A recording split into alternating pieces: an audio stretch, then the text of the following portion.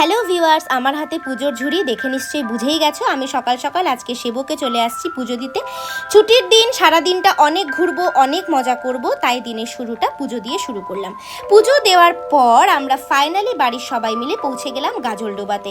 আর এখানকার ভিউ কি বলবো বলো, অসাধারণ দৃশ্য, দেখে আর মনই ভরে না।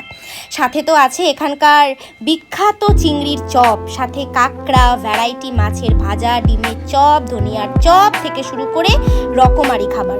তো আমার কাঁকড়া ভালো লাগে না, আমি খাই না, আমার চিংড়ির চপ খুব ভালো লাগে। তাই আর দেরি কেন, ভুরিভোজ করতে আমি অর্ডার দিয়ে ফেললাম 2 প্লেট চিংড়ির পকোড়া, 2 প্লেট পেঁয়াজির পকোড়া, তারপর ডাবের জলও খেয়ে নিলাম। এরপর আমরা সামনের দিকে হেঁটে যাচ্ছি। এখানকার পরিবেশ আসলে মনই ভরে না, যেতে ইচ্ছে করে না, বারবার করে আসতে ইচ্ছে করে, মনে হয় যে এখানেই থেকে যাই। তার ওপর তো আছে সারি সারি করে লাগানো দোকানপাট, নানা রকমের দোকানপাট, যেমনটা দেখতেই পাচ্ছ।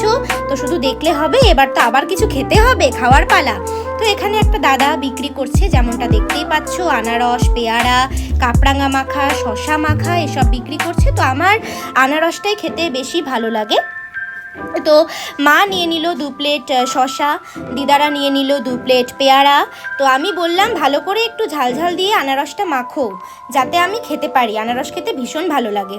তো ফাইনালি আনারসটা নিয়ে নিলাম। তারপর রাস্তার একধারে বসে পড়েছি, রাস্তার সিনারি দেখছি, লোকজন দেখছি, সবার সাথে গল্প করতে করতে আনারস, শশা এসব খাচ্ছি। খাওয়া শেষ করে সবাই মিলে ভোরের আলোর দিকে হেঁটে যাচ্ছি। এখানে আসলে না মনটাই ভালো হয়ে যায়, এত সুন্দর একটা পরিবেশ, কি সুন্দর না ফুলটা, তোমরা নাম জানো এই ফুলটার? তারপর আবার সামনের দিকে হেঁটে যাচ্ছি, দেখো কি সুন্দর রাস্তাঘাট।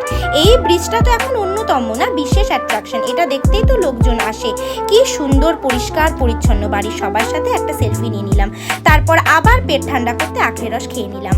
আমার আজকের ভিডিওটা এতটুকুই, চলো বাই বাই, টাটা।